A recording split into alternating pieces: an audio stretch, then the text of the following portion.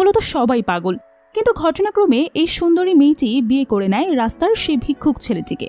কিন্তু পরবর্তীতে সে জানতে পারে তার এই ভিক্ষুক স্বামী আসলে শহরের সবচাইতে বড় কোটিপতি। কিন্তু তাদের জীবনে এমন কি ঘটেছিল? কেনই বা রোজালিনের মতো সুন্দরী মেয়েটি বিয়ে করেছিল রাস্তার এক ভিক্ষুককে? আর মিস্টার ব্রেইনি বা কেন এতদিন রাস্তার ভিক্ষুক সেজেছিল? সেটাই আমরা দেখব আজকের এই অসাধারণ চাইনিজ ড্রামাটির গল্পে। তাহলে চলুন আর দেরি না করে গল্পে যাওয়া যাক। একদিন রোজালিন কুরিয়ার ডেলিভারি কাজ করছিল। তখন কোম্পানির কিছু লোক এসে তাকে বলে সে কেন আজকের এই দিনেও একই রকম বাজে পোশাক পরে আছে। মিস্টার স্মিথ আজ আসবেন লিন ফ্যামিলি থেকে, সে ডাবলিনের সবচেয়ে ধনী মানুষ। তখন রোজালিন মনে মনে বলে আমি এদের সাথে চিৎকারও করতে চাই না, আর এদের গালে থাপ্পড় মেরে হাতও নষ্ট করতে চাই না, এগুলো সব মিস্টার স্মিথ হ্যান্ডেল করবে। তখন অফিসে মিস্টার স্মিথের এন্ট্রি হয়। সে রোজালিনের কাছে ক্ষমা চায় দেরি করে আসার জন্য।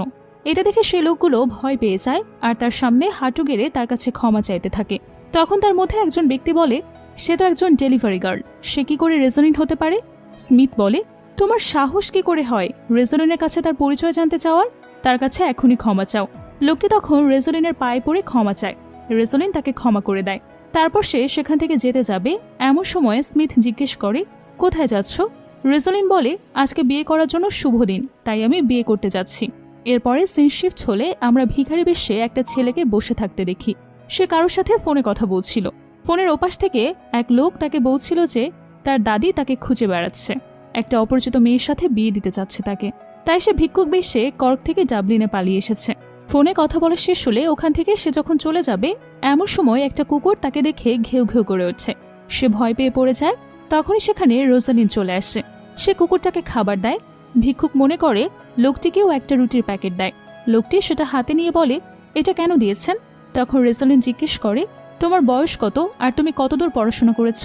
লোকটি বলে আমার বয়স 28 বছর আর আমি প্রাইমারি স্কুলেও পড়িনি। তখন রোজালিন বলে যদিও তুমি পড়াশোনা করোনি, তবুও তুমি লিন কোম্পানিতে গিয়ে স্মিথের সাথে কন্ট্যাক্ট করো। শুধু বললেই হবে যে আমাকে রোজালিন পাঠিয়েছে, তাহলে সে তোমাকে একটা কাজের ব্যবস্থা করে দিবে। লোকটি তখন কিছু একটা বলতে চায়, কিন্তু তখনই সেখানে স্মিথসও আসে। রোজালিন তার কাছে ছুটে যায়, তার মাকে জিজ্ঞেস করে সে কেমন আছে। তার মা কোনো উত্তর না দিয়ে রোজালিনকে ধাক্কা দেয়।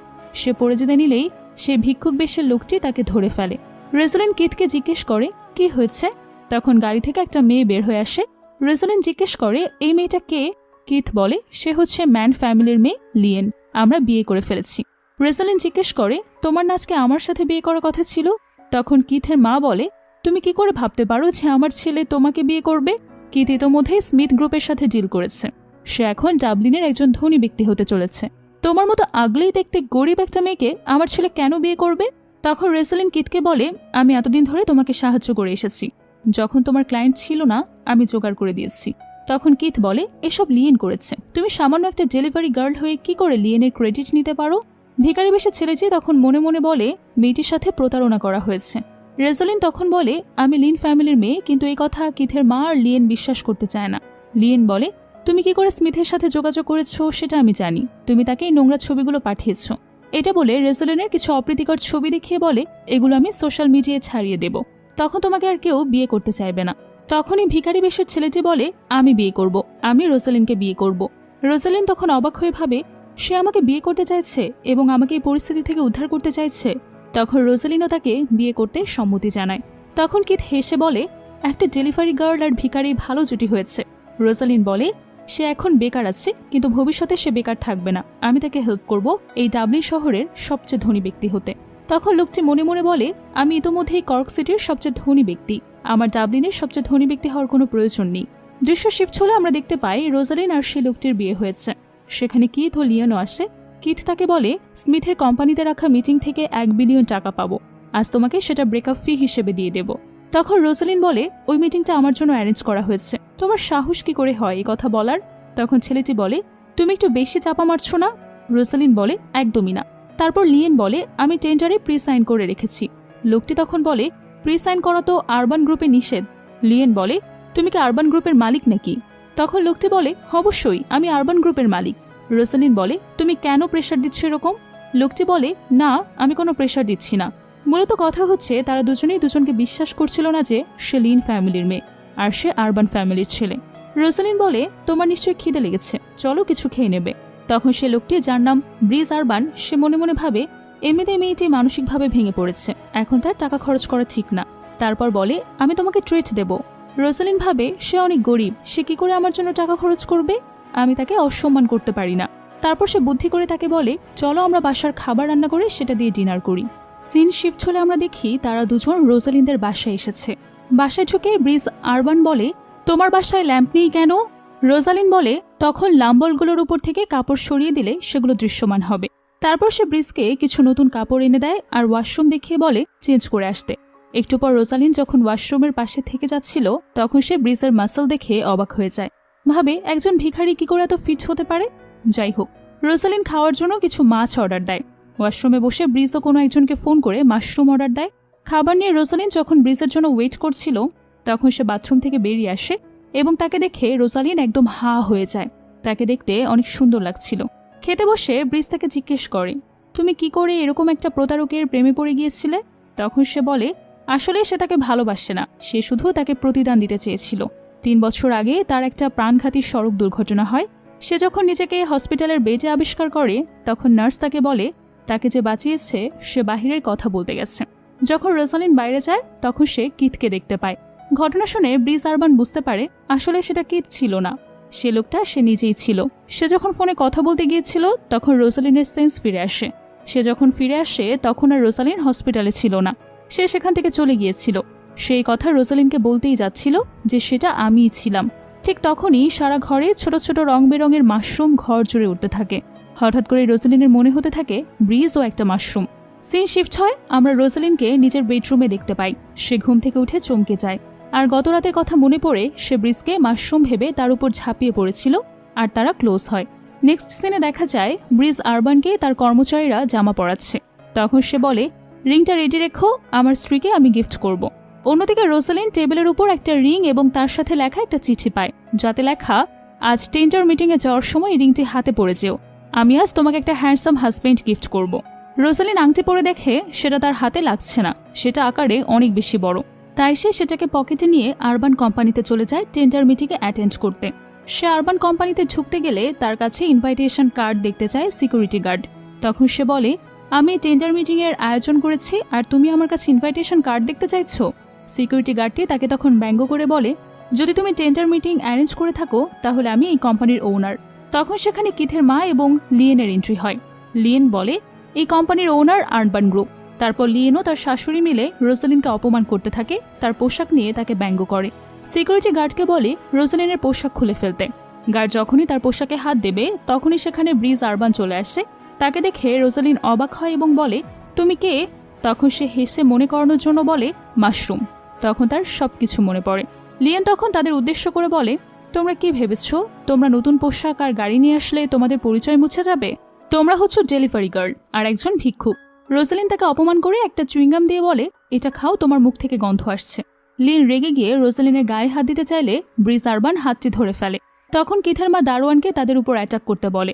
গার্ড তাদের কথা মতো রোজালিনকে মারতে গেলে ব্রিজ আরবান তাদের সামনে এসে বলে, তোমার সাহস তো কম না। কিন্তু ততক্ষণে কিথের মা রোজালিনকে ধাক্কা দিয়ে ফেলে দেয়। তখন তার পকেট থেকে আংটিটা ছিটকে পড়ে। গার্ড রিংটা হাতে তুলে নিয়ে দেখে চিনতে পারে। সে চিৎকার করে বলে, এটা তো আরবান গ্রুপের টোকেন। সে সাথে সাথে হাঁটু গেড়ে তাদের কাছে ক্ষমা চায়। লিয়েন এসব দেখে খুব অবাক হয়ে যায় এবং গার্ডকে বলে, ওরা দুটো ভিখারি, কেন ওদেরকে সম্মান দিচ্ছ? তখন সে বলে, আপনি কি দেখেছেন তার পকেট থেকে একটি রিং পড়েছে? এটা আরবান গ্রুপের টোকেন। লিন বলে, হতে পারে এটা তারা নকল বানিয়ে এনেছে। গার্ড তখন বলে, একদমই না, এটা একদম ইউনিক ডিজাইন, অন্য কোথাও বানানো হয় না এরকম। লিন বিশ্বাসই করে না। সে আবারও রোজালিনকে মারতে আসে। তখন সিকিউরিটি গার্ড তাকে বলে, আপনি আমাদের কোম্পানিতে এসে আমাদের কোম্পানির মালিককেই মারছেন। তারপর তাদেরকে সেখান থেকে ধাক্কা দিয়ে বের করে দেয়। তারা ওখান থেকে চলে গেলে রোজালিন অফিসের ভেতরে যায়। তখন হঠাৎ করে তার কালকের কথা মনে পড়ে। সে ভাবে, আমি কি তাকে এর জন্য টাকা দিয়ে দিব? তখনই সেখানে ব্রিজ আরবানকে দেখে রোজালিন বলে, তোমাকে এই দামি স্যুট আর গাড়ি আর আমার জন্য নকল রিং বানানোর জন্য কত টাকা নেবে? 25 লাখে হবে? তখন ব্রিজ বলে, আমি টাকা চাই না, আমি তোমাকে চাই। সিন শিফট হলে রুমে অনেক গেস্ট দেখা যায়, তার মধ্যে একজন কিথ। সেখানে সবাই আলোচনা করছে কোম্পানির টেন্ডার নিয়ে। তখন সেখানে রোজালিন আসলে তাকে দেখে কিথ বলে, তুমি এখানে কেন এসেছো? তুমি এখান থেকে চলে যাও। রোজালিন তখন সিটে গিয়ে বসে আর বলে, দেখি কে আমাকে এখান থেকে সরাতে পারে। তখন আরবান বলে, তুমি এখানে কেন বসেছো? সে বলে, এই সিটটা আমার জন্যই বানানো হয়েছে। তখন একজন গার্ড বলে, এই সিটটা লিন গ্রুপের প্রেসিডেন্টের, আপনার কি করে হতে পারে? একজন লোক একটা কৌটায় করে তার মধ্যে ড্রাগ নিয়ে রোজালিনের মুখে ছুঁড়ে মারার হুমকি দেয়।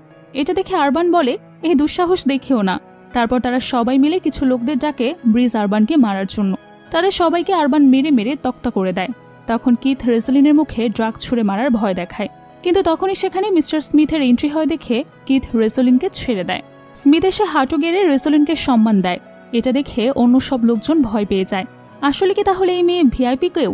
স্মিথ কিছু মেল মডেলকে ইশারা করলে তারা মিস লিনের উদ্দেশ্যে নাচতে থাকে। স্মিথ রোজালিনকে জিজ্ঞেস করে, আপনারা কি এই মডেলগুলোকে পছন্দ করেছেন? তখন রোজালিন মনে মনে বলে, আমি শীঘ্রই বিয়ে করেছি, স্বামীর সামনে বসে আমি অন্য মডেলদের নাচ দেখছি, এটা খুবই দৃষ্টিকটু। তাই সে প্ল্যান করে স্মিথের পায়ে পড়ে ক্ষমা চায় তার চেয়ারে বসার জন্য। কিন্তু তখন লোকজন সমালোচনা করতে থাকে যে তাহলে কেন এই মহিলাকে স্মিথ হাঁটু গেড়ে সম্মান করছিল।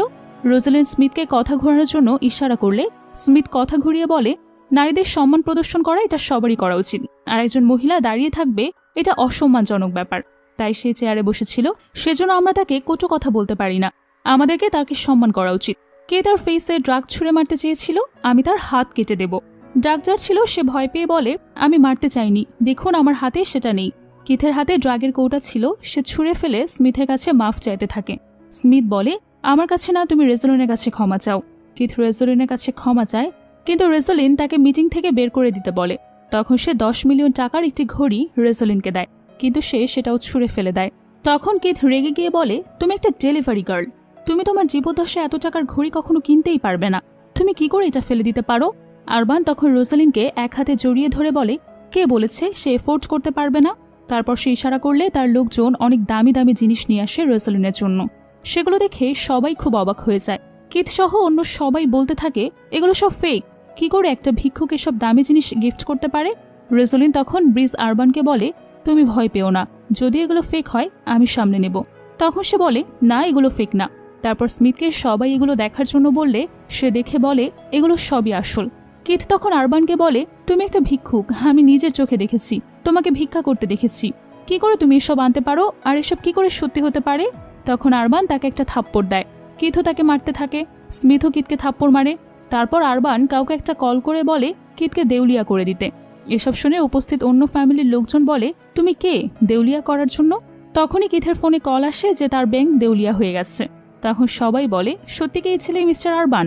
কিথ মিস্টার স্মিথের কাছে ক্ষমা চায়, কিন্তু সে কিছু লোকজন ডেকে তাকে বের করে দিতে বলে। তখন তাদের মধ্যে একজন বলে, আপনি একটা ভিক্ষুকের জন্য আমাদের মতো সম্ভ্রান্ত পরিবারের লোকজনদের অপমান করতে পারেন না। তখন স্মিথ বলে, তোমার ব্যাংকও আমি দেউলিয়া করে দেব। তখন লোকটি ভয় পেয়ে বলে, আচ্ছা সে আমাদের মিটিংয়ে থাকুক, তাতে আমার সমস্যা নেই, কিন্তু এখানে যারা থাকবে সবার তো ধনী হতে হবে না, তাই না? তারপর একে একে সবাই তাদের কার্ডের ব্যালেন্স দেখায়। তারপর আরবানকেও দেখাতে বললে সে তার সেক্রেটারিকে ইশারা করলে সে 10টা কার্ড এনে দেয়। তারপর কার্ডগুলোর ব্যালেন্স চেক করতে দেয়। ঠিক তখনই রোজালিন তাকে আটকে দেয় এবং ফিসফিস করে বলে, তুমি যদি এই কার্ড চেক করতে দাও তাহলে ধরা পড়ে যাবে, এই কার্ডে কোনো টাকা নেই। কিন্তু আরবান বলে, সত্যি আমার কাছে টাকা আছে। তারপর কৌশলে সেখানে তার কার্ড দেয় এবং সেখানে চেক করার পর 10 বিলিয়ন অ্যামাউন্ট দেখায়। তখন 4 জনের মধ্যে একটি লোক বলে, তুমি একটা ছোট মেয়ে, তোমার কাছে এত টাকা কি করে আসলো? স্মিথ বলে, কারণ সে সত্যি লিন পরিবারের মেয়ে। তখনই হঠাৎ কার্ড চেকের মেশিনটা নষ্ট হয়ে যায়। তখন সবাই বলতে থাকে, এই ডেলিভারি গার্ল নিশ্চয়ই কোনো ফোন দিয়ে আঁকছে, না হলে মেশিন কেন নষ্ট হবে? তখন আরবান রেজালিনের হাত থেকে তার কার্ডগুলো নেয় এবং চেক করতে দেয়। রেজালিন খুব ভয় পেয়ে যায়, কিন্তু ব্রিজ আরবান তাকে ইশারায় শান্ত হতে বলে। আরবানের কার্ডগুলো যখন চেক করা হয় তখন দেখা যায়